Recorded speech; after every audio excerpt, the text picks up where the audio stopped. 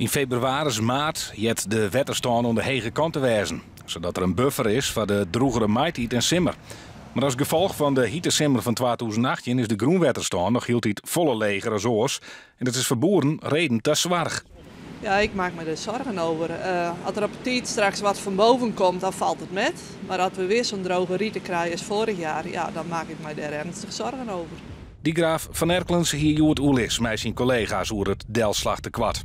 Als we dit hier west aan droege periode krijgen als vlinier, is er mogelijk al volle jeder een bereidingsverbod nodig.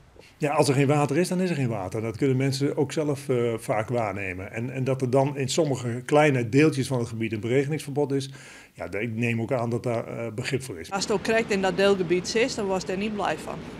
Nee, dus voor de boeren in de Zuid-Eersthoeken, in de Stellingwerven, is het geen goed nieuws. Nee, omdat daar de grondwaterstand heel leeg is en ze beregenen uit putten, is dat niet goed nice. En ik hoop ook dat dat het allerlaatste is wat waterschap bedenkt. En daarnaast hoop ik ook dat ze een goede afstemming krijgen met andere waterschappen, zodat het niet zo is dat de boeren Friesland niet beregenen maan en de boeren net over de grens in Drenthe wel. Want dat geeft een heel soort onrust.